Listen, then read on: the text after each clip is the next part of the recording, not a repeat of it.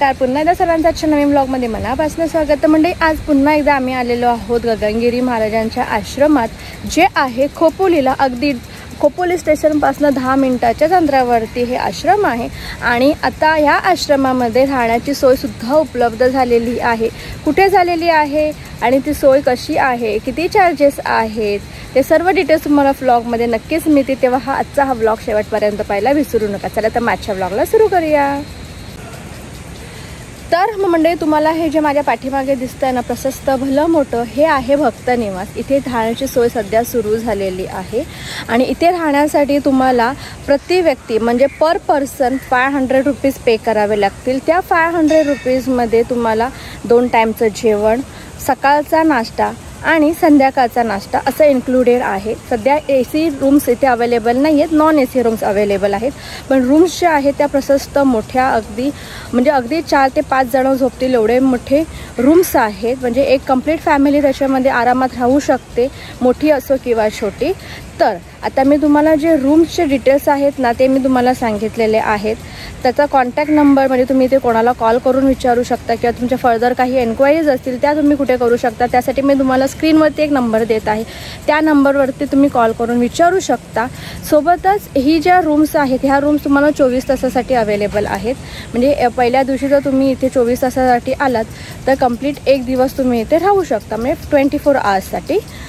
तर इकडचा परिसर खूपच सुंदर आहे. तुम्ही इथे आल्यानंतर तुम्हाला अगदी प्रसन्न वातावरण पाहायला मिळेल. फिरण्यासाठी भरपूर जागा आहे.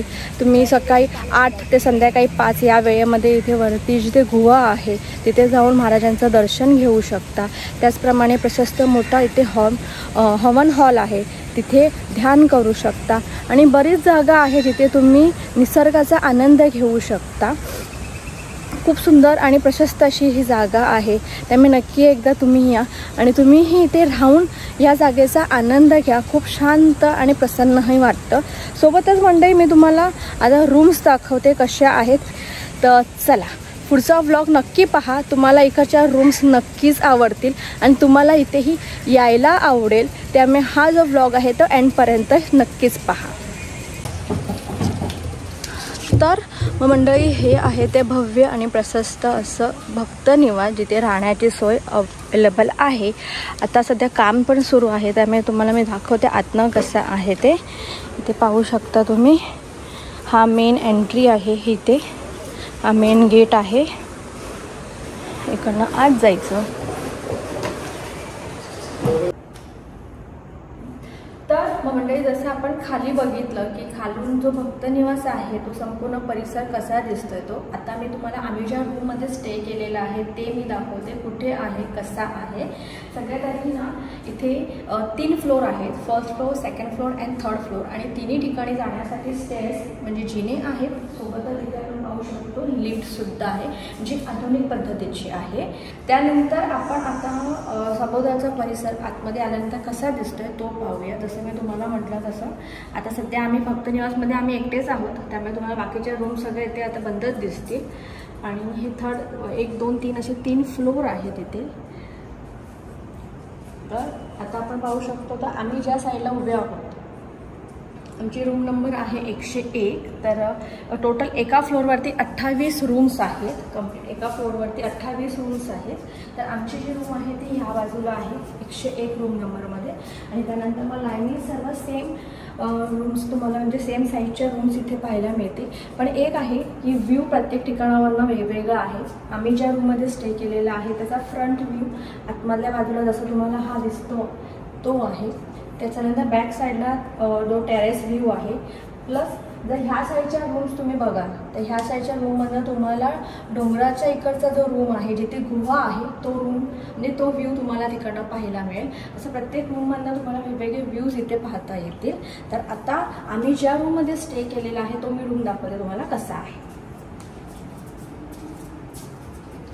आणि मी जसं तुम्हाला म्हटलं, अगदी संपूर्ण भक्त निवासमध्ये आम्हीच आहोत फक्त.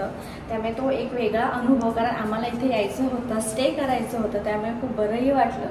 पण जेव्हा सगळेच भक्तगण इथे येतील, राहतील, तेव्हा हे पूर्ण भरलेलं असेल. त्यामुळे पाहायलाही खूप छान वाटेल. त्यामुळे तुम्ही पण नक्की एकदा या आणि स्टे करा, तुम्हालाही नक्कीच आवडेल. चला आता आपण रूम पाहूया कसा आहे.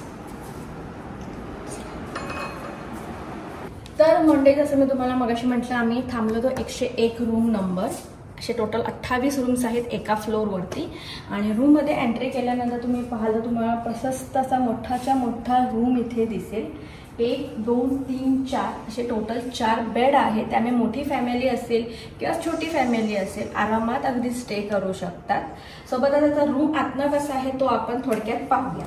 तर रूममध्ये तुम्ही आल्यानंतर जसं दाखवलं तसं 4 बेड आहेत. ब्लँकेट, उशी वगैरे नॉर्मल ज्या बेसिक गोष्टी असतात त्या मिळतातच. त्याचप्रमाणे इथे ह्या साईडला पाहाल तर मोठाच्या मोठा मिरर तुम्हाला दिसेल. स्टोरेज तुम्ही पाहाल ना, इथे भरपूर स्टोरेजसाठी जागा आहे. इथे तुमचं सामान ठेवू शकता. अगदी ड्रॉवर सुद्धा आहे. हे बघू शकता ड्रॉवर्स आहेत. डस्टबिन फॅसिलिटी आहे. त्यानंतर इथे तुमचं सामान जे असेल ते ठेवू शकता. त्याचसोबत तुम्ही इथे पाहाल तुम्हाला इथे भलं मोठं वॉर्डरोब सुद्धा मिळेल. हे बघू शकता की तुमचं जेवढं सामान असेल ते तुम्ही याच्यामध्ये आरामात ठेवू शकता. एवढं स्पेशियस आहे. त्याचप्रमाणे जसं हा रूम तुम्ही पाहाल ना, खूपच स्पेशियस तुम्हाला दिसेल. अगदी जागा त्या कोपऱ्यात पाहिलं तिथे पण तुम्हाला बरीचशी जागा दिसेल. या साईडला 2 विंडोज आहेत. एक ह्या बाजूला आहे, एक ह्या बाजूला. अशा 2 विंडोज इथे दिलेल्या आहेत. त्यानंतर इथे आहे टॉयलेट बाथरूम. तेही मी दाखवते कसं आहे. टॉयलेट बाथरूम मध्ये आपल्याला गीझरची फॅसिलिटी म्हणजे गरम पाण्याची फॅसिलिटी सुद्धा इथे आहे. आणि हा टॉयलेट पाहू शकता किती मोठा आहे तो. भरपूर मोठा टॉयलेट आहे, भरपूर मोठा इथे बाथरूम आहे. त्यानंतर इथे टेबल दिलेला आहे. बऱ्याचशा गोष्टी आहेत ज्या आपल्याला डे टू डे लागतात त्या सुद्धा तुम्ही इथे पाहू शकता. साबण ठेवण्यासाठी इथे जागा दिलेली आहे. बकेट, त्यानंतर बास्केट असं सगळं काही आहे.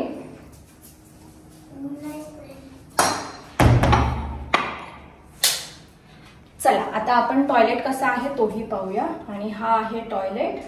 टॉयलेट सुद्धा वेस्टर्न आहे, म्हणजे इंग्लिश टॉयलेट आहे. आणि टॉयलेटमध्ये सुद्धा स्पेस भरपूर आहे, पाहू शकतो आपण. भरपूर जागा आहे, स्पेशियस आहे रूम अगदी. आणि हे या बाजूला इथे आहे वॉश बेसिन, पाहू शकता. हँडवॉश वगैरे सगळं त्यांनी प्रोव्हाइड केलेलं आहे. त्यामुळे खूप छान रूम आहे. त्यामुळे नक्की एकदम इथं म्हणेन की तुम्ही येऊन इथे स्टे करा. अगदी तिन्ही ऋतूमध्ये तुम्ही समर सीझन मध्ये या, पावसाळ्यात या किंवा हिवाळ्यात या, कुठल्याही सीझन मध्ये इथे येऊन तुम्ही स्टे करू शकता. म्हणजे संध्याकाळचा सुद्धा तुम्हाला खोपोलीचा मठ कसा दिसतो त्याचाही अनुभव नक्कीच घेता येईल. तर मी तुम्हाला परत एकदम बाहेरचा व्ह्यू दाखवते कसा आहे तो. बाहेर इकडचं वातावरण खूप थंड आहे. आता मंडळी, आपण सकाळच्या वेळेस खोपोलीचं हे आश्रम आहे ते कसं दिसते ते नेहमीच पाहिलेलं आहे. पण आपण आता ना नाईट व्ह्यू पाहूया. म्हणजे खोपोलीचं आश्रम जे आहे ते रात्रीच्या वेळेस कसं दिसते ते आपण आता पाहूया. दिसतंय पहा, खूप प्रसन्न वाटते. अगदी संध्याकाळच्या वेळेस सुद्धा तुम्ही पाहू शकता. इथे मधोमध फाउंटन आहे जे संध्याकाळच्या वेळेस सुरू केलं जातं. आणि बाकी सभोवतालचा जो परिसर आहे तो तुम्ही लाईटिंगमुळे पाहू शकता किती एकदम प्रसन्न वाटतं आणि खूप मस्तच दिसतंय. चला, आणि इथे आपण पाहू शकतो वरती आपल्याला गगनगिरी महाराजांचा फोटो लावलेलाही दिसेल. आणि संध्याकाळच्या वेळेस इथे भजन कीर्तन वगैरे सुद्धा होतात आतमध्ये. आताही चालू आहे ते मी दाखवते तुम्हाला.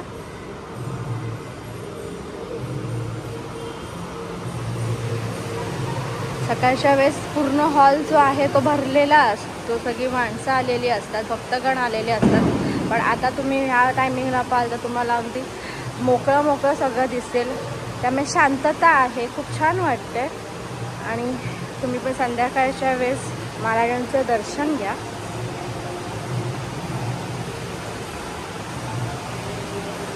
त्याचप्रमाणे येथे असलेला अजून जसं मागच्याही एका ब्लॉगमध्ये सांगितलेलं अजून एक आकर्षणाचा विषय म्हणजे तो इथे असलेली ही नदी. आपण प्रवाह पाहू शकतो, अगदी वरपर्यंत आलेला आहे पाणी. दाखवते मी तुम्हाला पुढे जाऊन.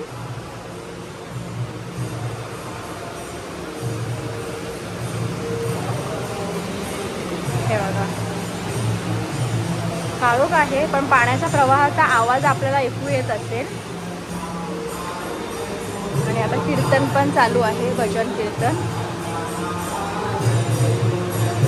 तर म्हणजे तुम्ही पाहिलं का किती सुंदर आहे हा भक्त निवास. त्यामुळे नक्की एकदा तुम्ही पण इथे या, स्टे करा आणि इकडच्या वातावरणाचा नक्की आनंद घ्या.